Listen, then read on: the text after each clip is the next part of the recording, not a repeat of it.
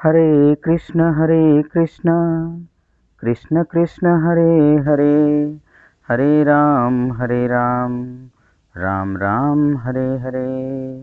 श्रीमद् भगवद गीता अध्याय 3 श्लोक संख्या 28 को पढ़ के केवल अर्थ बता रहा हूँ। उसके बाद में श्लोक संख्या 29 से शुरू करेंगे। अभी श्लोक संख्या 28। तत्त्ववित्तु महाबाहो गुणकर्म विभागयोः गुणागुणेषु वर्तन्त इति मत्वा न सज्जते। तत्त्ववित्तु महाबाहो गुणकर्म विभागयोः गुणागुणेषु वर्तन्त इति मत्वा न सज्जते। इस श्लोक का अर्थ है, हे महाबाहो, भक्ति भाव में कर्म तथा सकाम कर्म के भेद को भली भांति जानते हुए जो परम सत्य को जानने वाला है, वह कभी भी अपने आप को इंद्रियों में तथा इंद्रिय तृप्ति में नहीं लगाता। इसका अर्थ कल हो चुका है कि जो सकाम कर्म में लगा हुआ है और भक्ति भाव भी कर रहा है, और उसे ये बात पता है कि ये जो हम भक्ति कर रहे हैं ये सकाम कर्म भी होता है, निष्काम कर्म भी होता है, हमें कर्म करना आवश्यक होता है। जो ये सब कुछ भली भांति जानता है, वह अपने आप को कभी भी अपनी इंद्रियों की तुष्टि में, अपनी इंद्रियों के सुख के लिए अपने कर्मों को नहीं लगाता है। इससे अगला श्लोक अब आज ले रहे हैं, अध्याय 3 श्लोक संख्या 29। आप सभी अपने पुस्तकों में ध्यान से देखिए। आप सभी मेरे श्लोक पढ़ने के बाद आप बोलिएगा। प्रकृतेर्गुण सम्मूढ़ा सज्जन्ते गुणकर्मसु तान् कृत्सन्विदो मंदान् कृत्सन्विन्ना विचालयेत्। प्रकृतेर्गुण सम्मूढ़ा सज्जन्ते गुणकर्मसु तान् कृत्सन्विदो मंदान् कृत्सन्विन्ना विचालयेत्। पढ़िए प्रभु जी। इस श्लोक का अर्थ है, माया के गुणों से मोहग्रस्त होने पर अज्ञानी पुरुष पूर्णतया भौतिक कार्यों में संलग्न रहकर उसमें आसक्त हो जाते हैं। अर्थात जो लोग कर्म करते हैं, सकाम कर्म करते हैं, अर्थात उसके बदले में कुछ चाहते हैं, तो वो संसार की चीज़ें चाहते हैं। भगवान के आध्यात्मिक लोकों की प्राप्ति, भक्ति की उन्नति, ऐसी कोई चीज़ नहीं चाहते। अब चूंकि वो संसार की चीज़ें चाहते हैं, धन, स्त्री, मकान, दुकान इत्यादि जो संसार की चीज़ें हैं, कार, गाड़ी, बंगला, बहुत कुछ है संसार में जो कुछ भी दिखाई दे रहा है, तो इसके कारण वो मोहग्रस्त हो जाते हैं। मोहग्रस्त हो जाने से क्या होता है कि हम माया के द्वारा अपहृत कर लिए जाते हैं। जो माया के द्वारा अपहृत कर लिया गया होता है, वो बहुत ही मुश्किल से भगवान की तरफ बढ़ पाता है। रास्ता दो है, एक पूरब की तरफ जा रहा है, एक पश्चिम की तरफ जा रहा है। हम बीच में खड़े हैं। एक रास्ता भगवान की तरफ जाता है, दूसरा रास्ता संसार की तरफ जाता है। कोई ये चाहे कि हम संसार की तरफ जाएंगे और साथ ही साथ भजन भी करेंगे और भगवान को भी पालेंगे, तो भगवान को पालेंगे, ये संभव नहीं है। हाँ, भजन कर सकते हैं, क्योंकि नाम लेने के लिए तो मना ही नहीं है। खूब लो, नाम लेने के लिए तो कैसे भी लो, चलते चलते लो, पढ़ते पढ़ते लो, काम करते करते लो, बिजनेस करते करते लो, हर समय ले सकते हैं। लेकिन भगवान भी पा जाएंगे, भक्ति भी पा जाएंगे, ये नहीं संभव है। तो या तो आप भगवान की तरफ जा सकते हो या फिर संसार की तरफ जा सकते हो। अगर हम भगवान की तरफ जाते हैं तो लोगों को चिंता हो सकती है, अरे भगवान की तरफ जाएंगे तो ये हमारे स्त्री पुत्र इत्यादि होंगे नहीं, तो फिर हमारा वंश कैसे चलेगा। संसार की चीज़ें तो थोड़ी सी चाहिए ही चाहिए, कम से कम वंश तो चलता ही रहे। भगवान कहते हैं, अगर तुम हमारी तरफ आओगे तो हम तुम्हें आवश्यकता की चीज़ें प्रदान करेंगे। अर्थात ऐसा नहीं है कि कोई भगवान की तरफ जाएगा तो उसे खाने पीने को नहीं मिलेगा, रहने को नहीं मिलेगा, अच्छा पहनने को नहीं मिलेगा, बढ़िया बढ़िया साधनों से तीर्थ स्थान में घूमने को नहीं मिलेगा।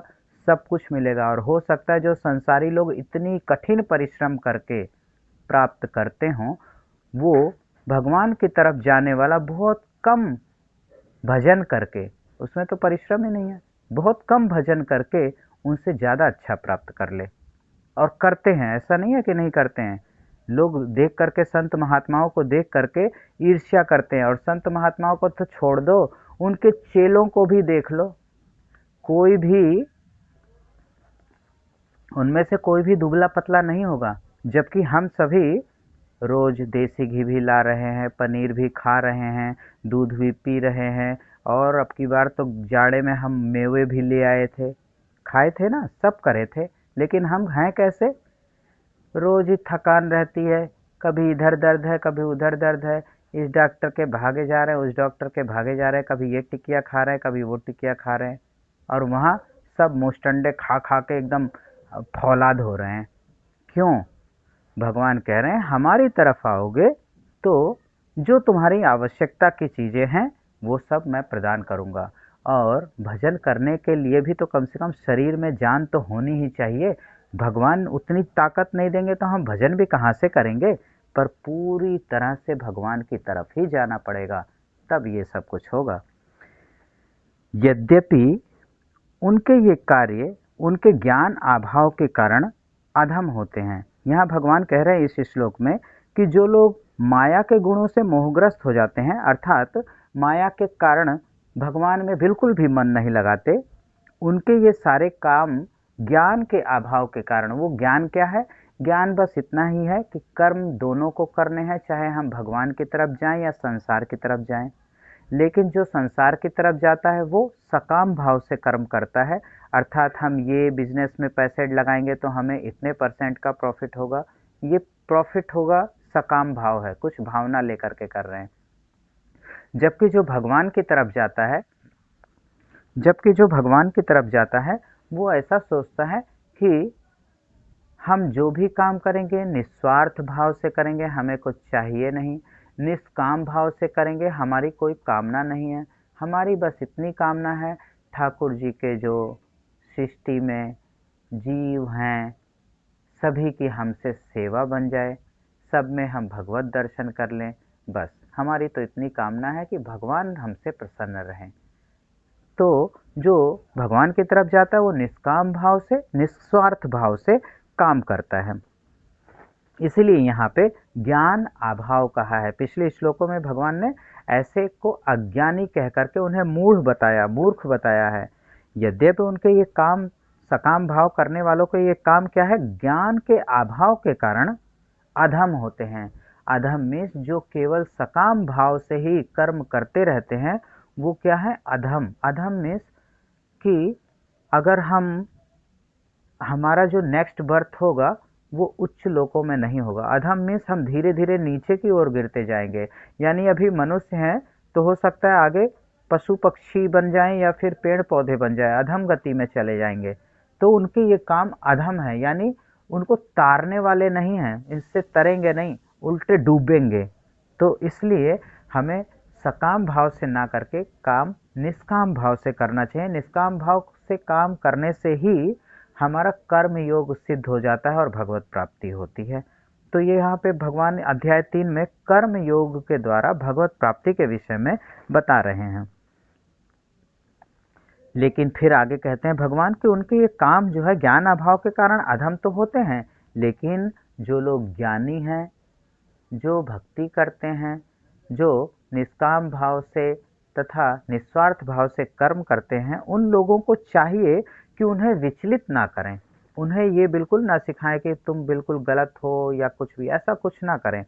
केवल उन्हें ये कहें कि आप भगवान के नाम की माला जप किया करो और प्रसाद केवल पाया करो। बस दो चीज़ से शुरुआत कोई करेगा तो धीरे धीरे भगवान अपने आप आगे का ज्ञान उसे प्रदान करते रहेंगे। पहले तो स्टार्ट यहीं से करनी है, नाम लेना है और प्रसाद पाना है, बस दो काम करना है। किसी भी आश्रम में जाओ तो क्या कहते हैं?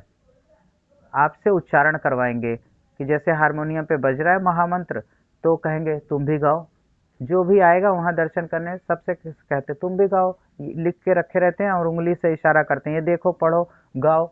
और दूसरी चीज़ क्या पूछते हैं, प्रसाद पा लिया कि नहीं पा लिया। बस दो काम कराते हैं, प्रसाद पालो मंदिर में और दूसरा काम महामंत्र बोलो। दो काम शुरू कर दो तो फिर धीरे धीरे बाकी सारा ज्ञान अपने आप आ जाएगा। इसलिए उन्हें विचलित मत करो, उन्हें मार्ग पर लाने के लिए छोटा सा कोई साधन प्रदान कर दो कि अरे बहुत अच्छा कर रहे हो तुम, कोई बात नहीं, पर ये दो काम और करो बस। तो इस तरह अब जैसे अजामिल के टाइम में क्या हुआ कि उन्होंने देखा कि ये कुछ भी नहीं करेगा, इसे माला नहीं जपेगा, ये कुछ नहीं करेगा, तो क्या कहा संतों ने, भाई हमने आपका अन्न खाया है तो हम बिना कुछ प्रसाद दिए तो जाएंगे नहीं, ऐसा करना अपने बेटे का नाम नारायण रख देना। बस एक छोटा सा साधन तो प्रदान कर देना चाहिए, इससे क्या होगा, उतने से ही उसकी उन्नति हो जाएगी, उसका कल्याण हो जाएगा। अज्ञानी मनुष्य भौतिक उपाधियों में पूर्ण रहते हैं। जो अज्ञानी होता है वो क्या करता है, समाज में सेवा करता है।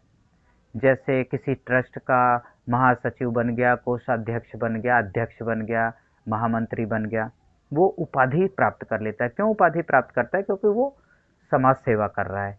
समाज सेवा करने के कारण उसे उपाधि मिल जाती है और उस उपाधि को पा करके वो बड़े प्रसन्न रहते हैं कि पता है मैं रोटरी क्लब का अध्यक्ष हूँ।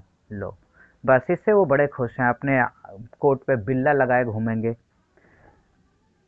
जिस देश में यह शरीर प्राप्त हुआ है उसे पूज्य मानते हैं और वे धार्मिक अनुष्ठानों की औपचारिकताओं को करना ही अपना लक्ष्य मानते हैं। वो लोग जो सकाम कर्म करते हैं वो सभी क्या करते हैं, कुछ धार्मिक अनुष्ठान हो रहे होंगे तो उसमें कोई औपचारिकता निभाएंगे। जैसे कि जो है चलो टेंट का सारा काम मैं संभाल लूँगा, मंच का मैं देखभाल करूँगा, मंच अध्यक्ष मैं बनूंगा, इस तरह से कोई औपचारिकता निभाएंगे। हालांकि उन्हें भक्ति से कुछ भी लेना देना नहीं, वो सब कुछ निष्काम भी नहीं है, वो सारा सकाम है कि टेंट लगवाऊंगा तो मुझे ट्रस्ट से इतने पैसे तो मिल ही जाएंगे और हमारा भी थोड़ा 10% तो बच जाएगा। वो कुछ सकाम भावना है उनके अंदर, ऐसा नहीं है कि निस्वार्थ भाव से कर रहे हैं। तो ऐसे लोग क्या करते हैं, औपचारिकता निभाते हैं, सिर्फ दिखाते हैं कि मैं भक्त हूँ, वास्तव में वो भक्त नहीं होते हैं क्योंकि उनके अंदर सकाम भावना होती है। इसलिए भगवान ने उन्हें यहाँ अज्ञानी कहा है। ऐसे भौतिकताग्रस्त उपाधिधारी पुरुषों के कुछ प्रकार के कार्यों में सामाजिक सेवा, राष्ट्रीयता और परोपकार होता है। ऐसे लोग क्या काम कर सकते हैं, भगवान कह रहे हैं ऐसे लोगों के कामों में क्या क्या चीज़ें हो सकती हैं, सामाजिक सेवा, जैसे जो है मोतियाबिंद का ऑपरेशन का कैंप लगवा देना, चश्मे बनवाने के लिए कैंप लगवा देना, कंबल बांटते हैं या फिर रोगियों को ले जाके कुछ दवा ववा देते हैं, इस तरह का कुछ काम। राष्ट्रीयता का काम, राष्ट्र के लिए जो है साथ खड़े होना, जैसे भारतीय सेना के साथ खड़े होना, उनका पक्ष लेना। और परोपकार, परोपकार कहीं बाढ़ आ गई, कहीं सूखा पड़ गया तो वहाँ जा कर के कुछ दान आदि करना। तो इस प्रकार के जो है वो काम करते हैं ऐसे भौतिकता से ग्रस्त जो लोग होते हैं, यानी जो सकामी कर्मी होते हैं, वो लोग ऐसे काम करते हैं। ऐसी उपाधियों के चक्कर में वे सदैव भौतिक क्षेत्र में व्यस्त रहते हैं और उन्हें कोई उपाधि मिल जाए, मंच पे बुला करके उनका सम्मान कर दिया जाए, मंच पर से उनका नाम बोल दिया जाए, ऐसी चाहत उनके अंदर हमेशा बनी रहती है। उनके लिए आध्यात्मिक बोध मिथ्या है। भगवान कह रहे हैं ऐसे लोगों के लिए ये भगवान की भक्ति करना सिर्फ झूठा, मिथ्या, मिथ्या में केवल दिखावा है। वो तिलक उस पंडाल में इसलिए लगा करके आए हैं ताकि वहाँ का चूंकि माहौल आज ऐसा बना हुआ है इसलिए लंबा तिलक लगा लिए हैं, वरना वो जब कभी दुकान पे जाते तो तिलक नहीं लगाते हैं, केवल आज ही लगा लिए हैं। तो ये क्या है, मिथ्या है। अगर हम जो है भक्त हैं तो हमें हमेशा ही तिलक लगाना चाहिए, अन्यथा तो हम सिर्फ दिखावा कर रहे हैं। जैसे आज सिर्फ मंदिर जाना है, हम केवल मंगलवार को जाते हैं तो एक मंगलवार को तिलक लगा लिया और बाकी दिन लगाया ही नहीं, तो ये तो बस दिखावा हो गया कि भाई हाँ, आज लोगों को पता चलना चाहिए सिंदूरी तिलक है तो ज़रूर मंदिर गया होगा, तभी तो सिंदूरी तिलक लगाया है। या फिर जो है मंगलवार का व्रत रखता होगा, लोगों को पता चलना चाहिए कि हम जो है व्रत रखते हैं या हम हर मंगलवार को मंदिर जाते हैं, लोगों को पता कैसे चलेगा? तो ये क्या है, दिखावा हो गया, ये मिथ्या आध्यात्मिक भक्ति को दिखाना हो गया। जबकि हमें क्या करना चाहिए, हमें प्रतिदिन तिलक, अगर हम भक्ति कर रहे हैं तो एक दिन तिलक लगाते हैं, नहीं तो फिर रोज लगाओ तिलक। ये नहीं अनुष्ठान में आज जाना है तो ही हम धोती पहने, नहीं तो नहीं पहनते। रोज भारतीय वस्त्रों को पहनो। ऐसा शास्त्रों में लिखा हुआ है कि अगर हम तिलक लगा करके जाते हैं, हमारा मुख भी जो कोई भी देख लेता है उसका पूरा दिन शुभ ही शुभ होता है, यानी शुभ शकुन होता है। और अगर बिना तिलक वाले माथे को देखा जाए तो पाप लगता है। और जो तिलक लगाता है तो जब वो चलता है तो चलने के झटके से उसका जो रज है, तिलक का जो धूल कण है, रज कण है, वो धीरे धीरे एक एक धूल करके नीचे गिरता है। अक्सर करके नाक पे गिर जाता है या गाल पे गिर जाता है या धरती पे गिर जाता है। जो लोग तिलक लगाते हैं अष्टगंध का या गोपी चंदन का, उन्हें ये अनुभव होगा कि वो धीरे धीरे गिरता रहता है वहाँ से पाउडर।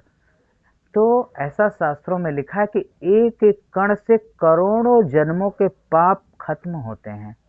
तिलक लगाने की इतनी महिमा, केवल तिलक लगाना है भगवान का नाम लेते हुए, और इससे हमारे पाप नष्ट हो रहे हैं। जो हमें देख रहा है उसके अंदर सकारात्मक विचार आ रहे हैं, वो हमें देख करके, जैसे ही हमें देखता है स्पेशल, देखते ही दूर से ही पंडित जी प्रणाम राम राम यूं ही बोलेगा, ये नहीं कहेगा हाय हेलो नहीं करता।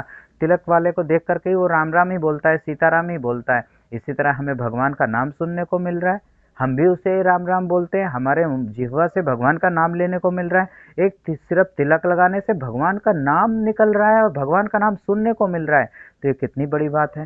तो इसलिए प्रतिदिन तिलक लगाना चाहिए, सभी को लगाना चाहिए।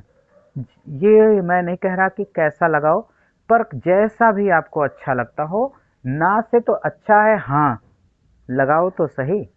ये जरूरी नहीं कि ऊर्ध्वपुंड ही लगाओ या त्रिपुंड ही लगाओ या केवल श्री लगाओ या केवल बिंदी लगाओ, कैसा भी लगाओ पर लगाओ। तो सभी तिलक अवश्य लगाएं। तो यहाँ पे कह रहे हैं कि वो लोग जो है दिखावा करते हैं ताकि जो है लोगों को लगे कि ये आध्यात्मिक हैं, अतः ये इनमें रुचि नहीं लेते। तो चूंकि दिखावा करते हैं इसलिए भक्ति में रुचि नहीं लेते। वो भाग दौड़ दिखा करके लोगों को कि हम ये वाला हिस्सा हम संभाल रहे हैं और हम इसके कोषाध्यक्ष हैं, हम इसके अध्यक्ष हैं, इसमें ही केवल रुचि लेते हैं, भक्ति में रुचि नहीं लेते।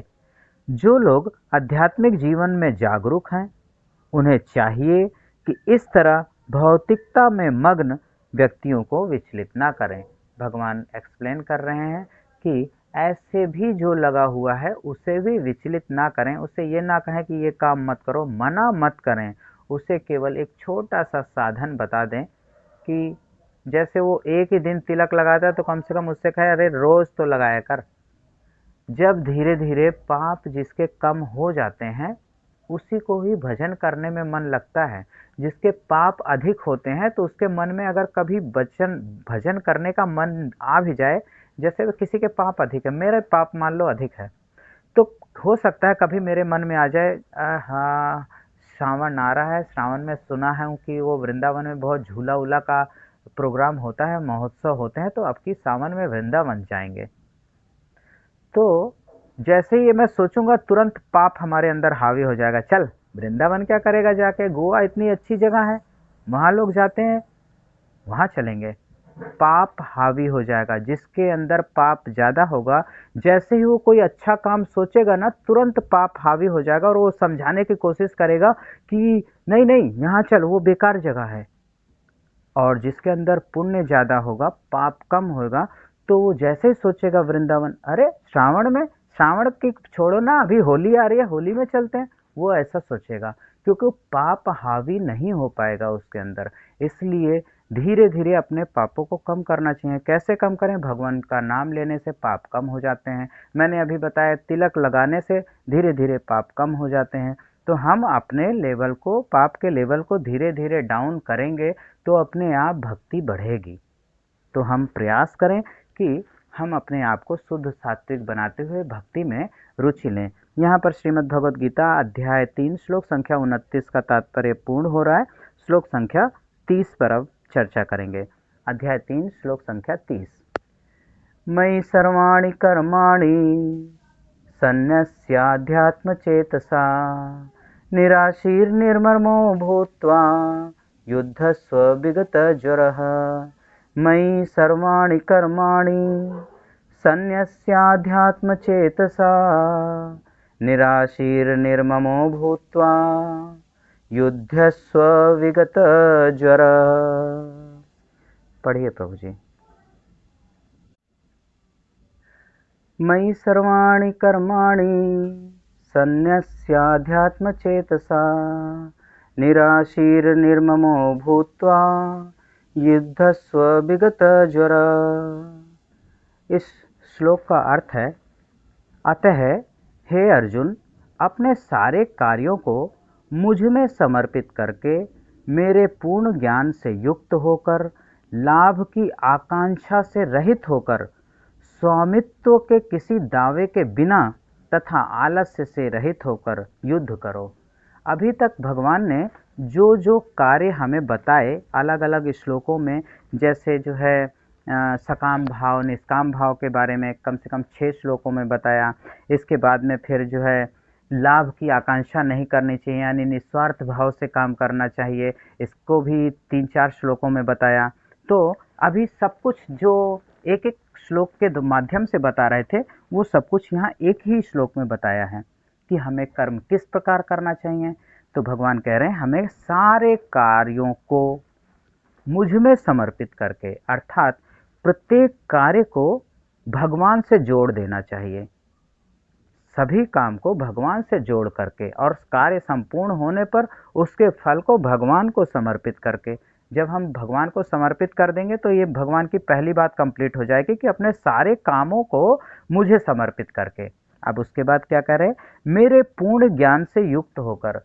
पूर्ण ज्ञान क्या है कि हम आत्मा है और वो परमात्मा है, हमें उनके पास ही जाना है, उनकी भक्ति करनी है, उनके नाम को लेना है, और ठाकुर जी यदि चाहें तो हमसे कुछ सेवा लेना चाहें तो हमें सेवा प्रदान करें, हम भगवान की ठाकुर जी की प्रसन्नता के लिए कुछ काम करें। तो ये पूर्ण ज्ञान है। और आगे कह रहे हैं लाभ की आकांक्षा से रहित होकर, यानी जो भी काम करें उसमें ये बिल्कुल ना सोचें कि ये करूँगा तो हमें इतने का लाभ होगा, उसके यहाँ जाऊँगा तो मुझको ये दे देगा, उसका काम कर दूँगा तो मुझे ये फ़ायदा होगा, यहाँ पे दान देंगे तो हमारा बिजनेस चलेगा। ये सब क्या है, हमारा स्वार्थ है, कुछ लाभ चाहते हैं, इससे रहित कर्म करना हमारे हाथ में दे रखा है। भगवान ने पहले बता रखा है कि कुछ नहीं करना हो, ये गलत है। जो लोग ये सोचें कि जो है हम सन्यासी बन जाएं ताकि हमें कर्म ना करना पड़े, वो उन्हें भगवान ने पतित बता दिया, मूढ़ बता दिया। और फिर क्या अगले श्लोक में बोले कि कर्म तो करना ही है, चाहे कुछ भी हो, इससे पीछे मत हटो। तो कर्म तो करना ही है। अब दूसरी बात क्या आती है कि उसका फल भी चाहिए, लाभ। जैसे यहाँ भगवान ने कहा कि लाभ से रहित होकर, और उसका फल भी चाहिए। बस यही नहीं सोचना है। क्यों? क्योंकि कर्म करने का अधिकार भगवान ने हमें दे रखा है और फल देने का अधिकार उन्होंने अपने पास ले रखा है।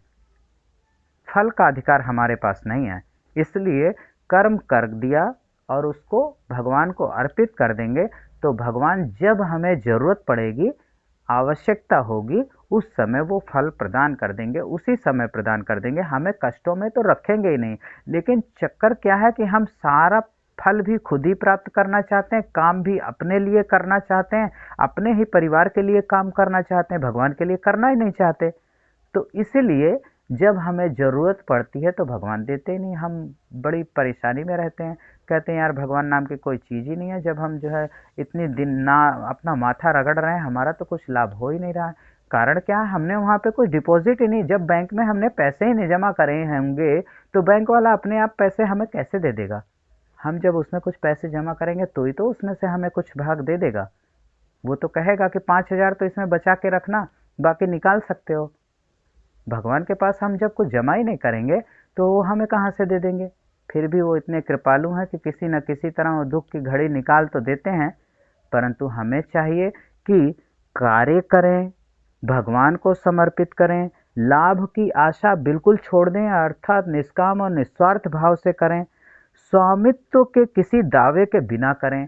यानी जो कुछ भी करें ये ना हो कि ये मेरा है, ये मेरा ही सबसे खराब हो जाता है मामला।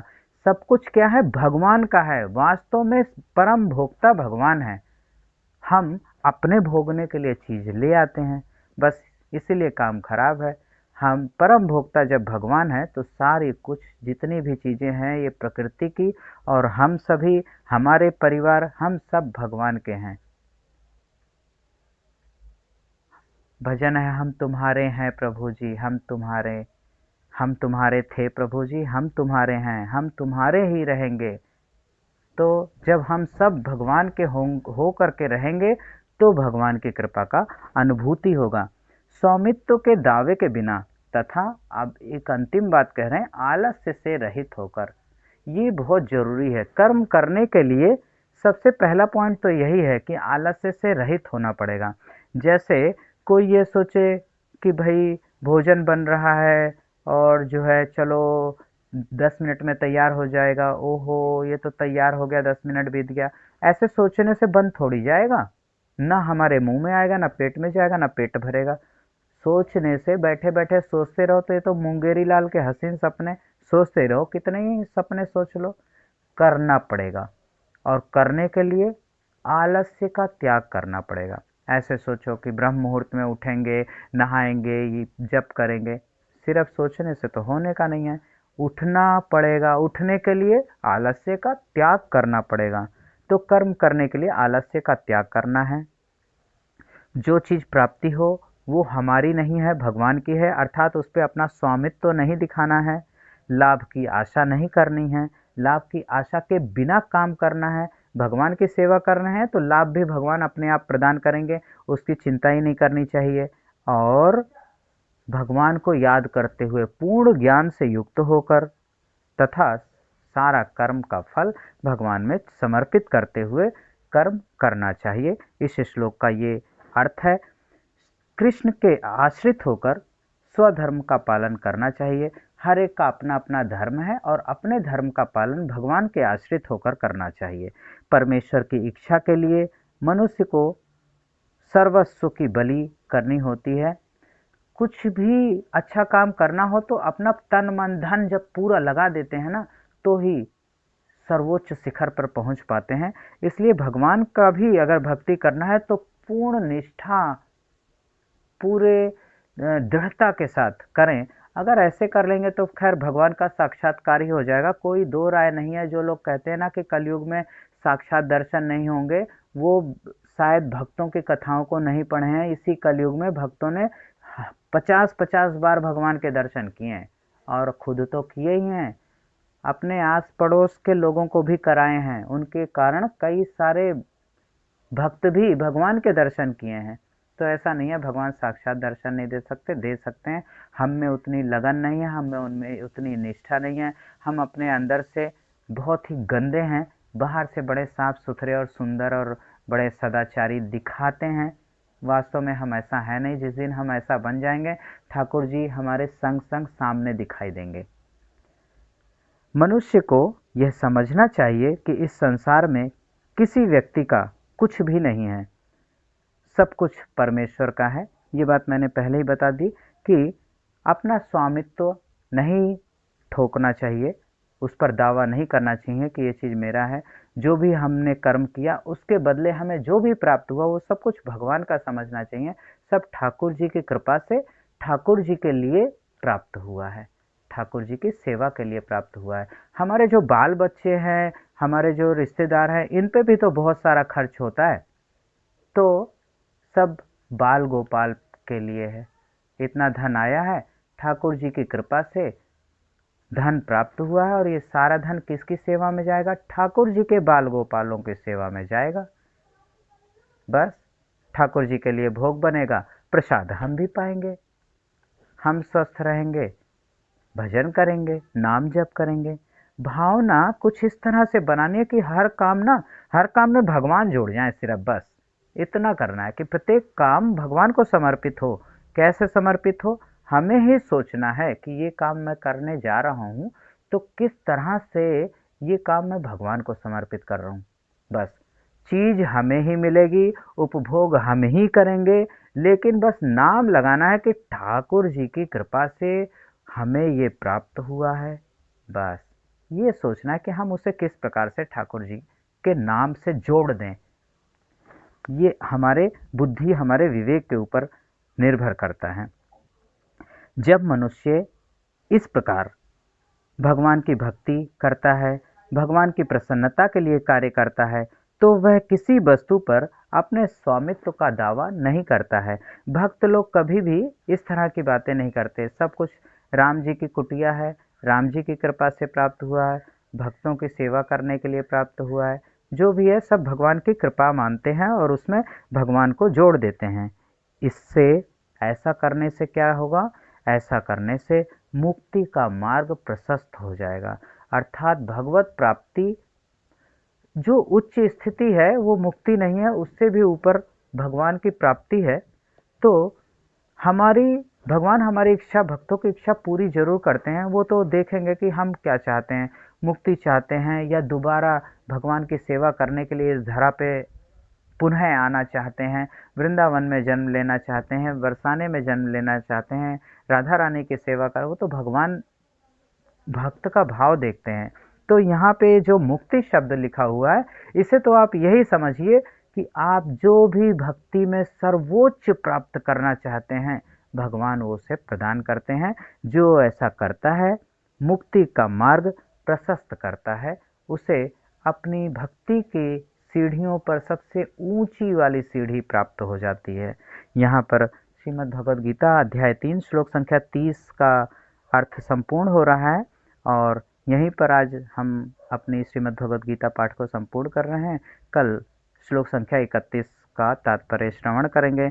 आज के श्रीमद् भगवद गीता पाठ को श्री सीतारामचंद्र जी के चरणों में समर्पित करते हुए आए हुए श्रवण कर रहे सभी भक्तजनों के चरणों में सादर दंडवत प्रणाम। हरे कृष्णा।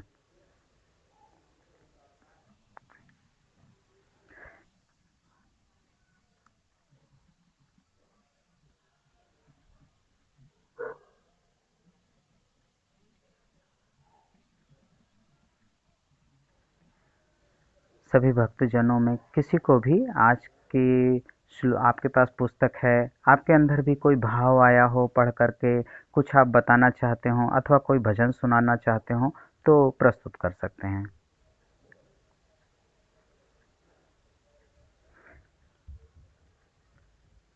किसी को कोई भजन सुनाना है?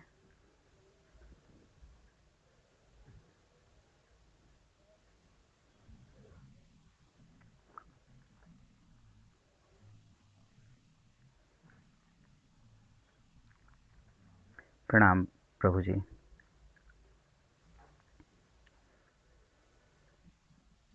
जी कहिए। अरे मैं क्या भजन सुनाऊं, मैं तो जो है इतना बोल करके मैं सोचता हूँ कि भक्तों से कुछ सुनो। आज हमारे इस समूह में एक गौरी प्रभु जी आए हुए हैं, नए नए हैं। हमारी ओर से इनका बहुत बहुत स्वागत है। आप अपने बारे में, अच्छा गौरी माता जी, आप अपने बारे में कुछ बताएं। यहाँ दिल्ली से ही हैं? हाँ जी।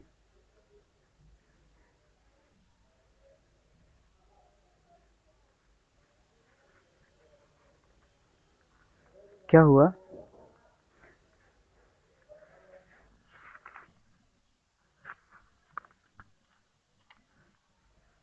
अच्छा कोई बात नहीं, मैं, अच्छा अच्छा कोई बात नहीं, ठीक है। तो मैं, हरे कृष्णा हरे कृष्णा। तो मैं भजन सुना देता हूँ एक छोटा सा। राम नाम अति मीठा है, कोई गा के देख ले। आ जाते हैं राम, कोई बुला के देख ले। राम नाम अति मीठा है, कोई गा के देख ले। आ जाते हैं राम, कोई बुला के देख ले। आ जाते हैं राम, कोई बुला के देख ले। आ जाते हैं राम, कोई बुला के देख ले। निज अभिमान भरे मन में, भगवान कहाँ से आए। घोर अंधेरा जिस घर में, मेहमान कहाँ से आए। कल के श्लोक में भगवान ने कहा था कि जब तक हृदय में अहंकार होएगा तब तक भक्ति नहीं हो सकती। अहंकार आज भी, वो जो लोग सकाम कर्मी हैं उनके अंदर एक अहंकार होता है कि हम कोषाध्यक्ष हैं, हम महामंत्री हैं, और उस बात का दिखावा करते हैं। निज अभिमान भरे मन में, भगवान कहाँ से आए। घोर अंधेरा जिस घर में, मेहमान कहाँ से आए। प्रेम भाव भक्ति की ज्योत जगा के देख ले। आ जाते हैं राम, कोई बुला के देख ले। राम नाम अति मीठा है, कोई बाके देख ले। राम नाम अति मीठा है, कोई गा के देख ले। आ जाते हैं राम, कोई बुला के देख ले। मन भगवान का मंदिर है, इसमें मैल ना आने देना। सारा मैल हमारी आँखों के रास्ते से अंदर घुसता है। हमारे अंदर जो विकार घुसते हैं, वो मुख्य मार्ग जो है ना, हमारी आँखें हैं। हम जितना अधिक अच्छी चीज़ों को देखेंगे, जितना अधिक भगवान का, भगवान के भक्तों का दर्शन करेंगे, उतना ही अधिक हमारे हृदय में पवित्रता आनी शुरू होगी। हमारे अंदर काम, वासना इत्यादि विकार कहाँ से आते हैं? जिस दिन आँखों के रास्ते से अंदर घुसते हैं, उसी दिन आते हैं। इसलिए नेत्रों को बहुत कंट्रोल करके रखना चाहिए। ऐसी जगह जाने से बचना चाहिए जहाँ हमें उपद्रवी चीज़ें दिखाई देती हों, वहाँ बिल्कुल भी ना जाएं। अगर वहाँ जाने से बचेंगे तो अपने आप ही हमें हमारी हृदय शुद्ध होएगा। मन भगवान का मंदिर है, और ऐसे शुद्ध जगह पे अशुद्ध चीज़ आ जाए तो क्या होगा? भगवान तो वहाँ से भाग जाएंगे। इसीलिए भगवान के दर्शन नहीं होते। भगवान का मंदिर खूब साफ सुथरा और पवित्र होना चाहिए। मन जितना ज़्यादा पवित्र होगा उतना ही भजन में मन लगेगा। मन पवित्र नहीं रहता तो भजन में मन भी नहीं लगता। भजन में मन नहीं लगता, फिर हम चिंतित रहते हैं कि अरे ऐसे ही सब बातें हैं ऊपर ऊपर की, कि भगवान मिलते हैं, चमत्कार होते हैं और अश्रुपात होते हैं। ये सब बस दिखावा ही दिखावा। अरे अपने मन को तो पहले शुद्ध करो, तब तो महसूस होए कि क्या आनंद है। मन भगवान का मंदिर है, इसमें मैल ना आने देना। हीरा जन्म अमोल मिला, इसे व्यर्थ गंवा ना देना। राम नाम की ज्योति तू जला के देख ले। आ जाते हैं राम, कोई बुला के देख ले। राम नाम अति मीठा है, कोई गा के देख ले। आ जाते हैं राम, कोई बुला के देख ले।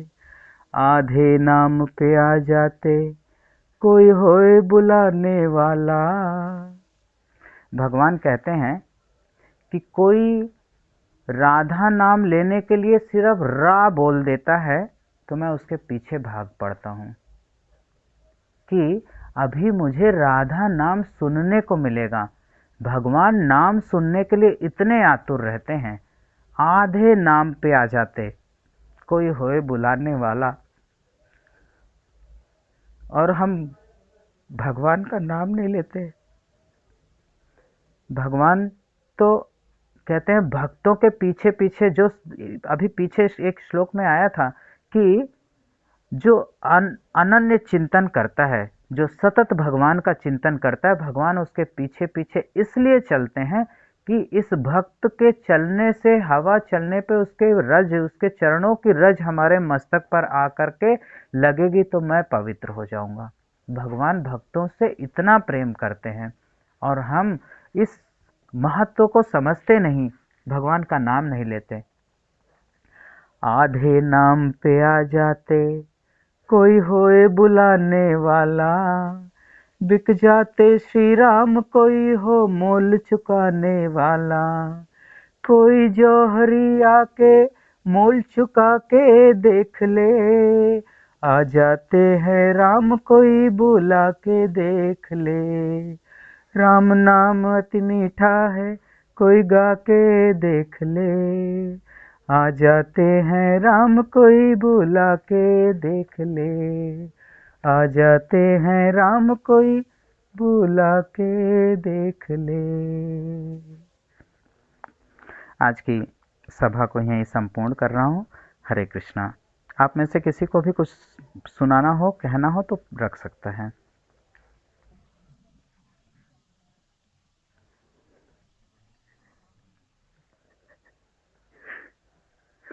आप सभी राधे राधे। राधे राधे बेटा बोलो, सुनाओ।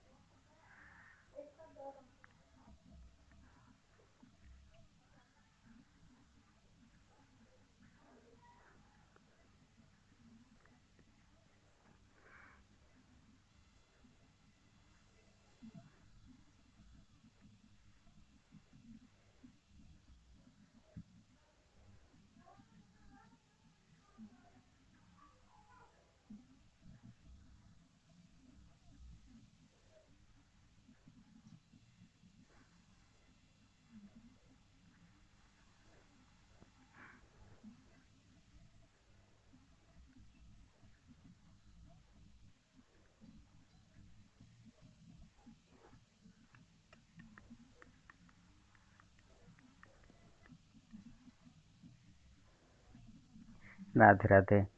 भगवान से हमेशा प्रार्थना करना चाहिए, हे नाथ। हम्म, राजस्थानी भजन है, मुझे थोड़ा कम समझ में आता है राजस्थानी, तो मैं बहुत अर्थ नहीं बता पाऊंगा। लेकिन इसका अर्थ बस इतना ही है कि भगवान से हमेशा प्रार्थना करना चाहिए कि हे नाथ, मैं आपका हूँ, आपकी शरण हूँ। नाथ मैं थारो जी थारो, मैं केवल आपका ही हूँ, केवल आपका ही हूँ।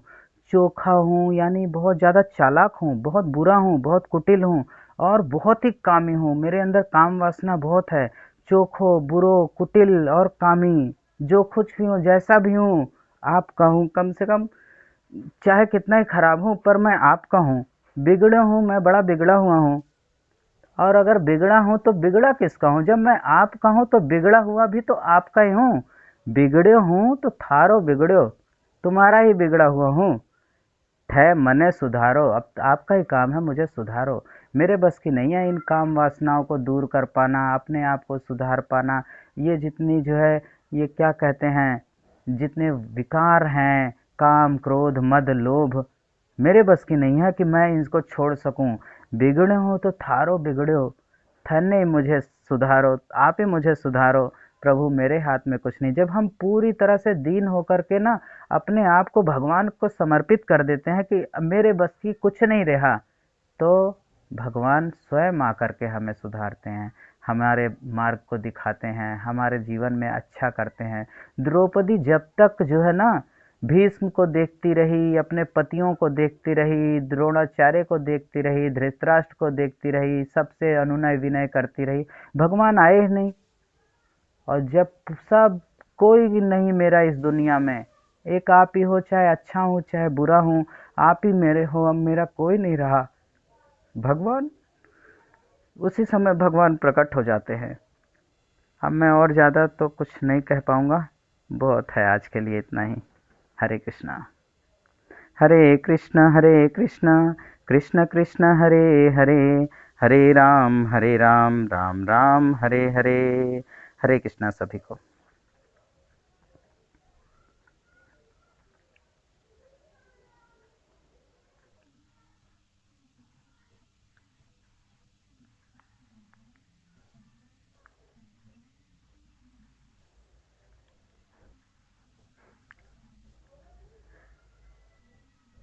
राधे राधे।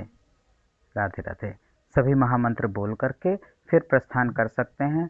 मौका मिला है तो किसी न किसी तरह भगवान नाम हमारी भी जिह्वा पर आना चाहिए। और ये महामंत्र बोल करके आप भी अपनी एक तरह से ठाकुर जी के दरबार में हाजिरी लगा रहे हैं। और कुछ तो कर नहीं सकते, हम पे और कुछ क्या है अर्पण करने के लिए। लेकिन जितना हो सके उतना अधिक से अधिक भगवान नाम लेकर के भगवान को अर्पित करा करें।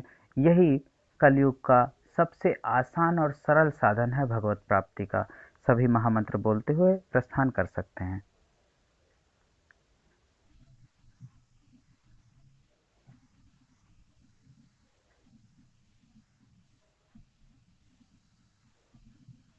राधे राधे।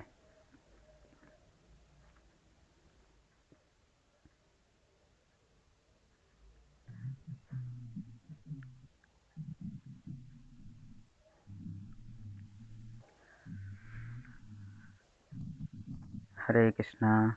अमन प्रभु जी।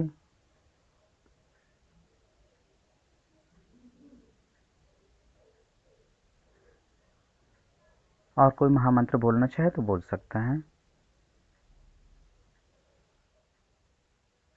ठीक है, कोई बात नहीं। आपकी कोई जिज्ञासा हो या आज के विषय में कुछ कहना हो तो आप हमें व्हाट्सएप भी कर सकते हैं, पर्सनली आप बता सकते हैं। हरे कृष्णा। अब मैं यहाँ से प्रस्थान कर रहा हूँ। आप सभी को प्रणाम। जय जय श्री राधे।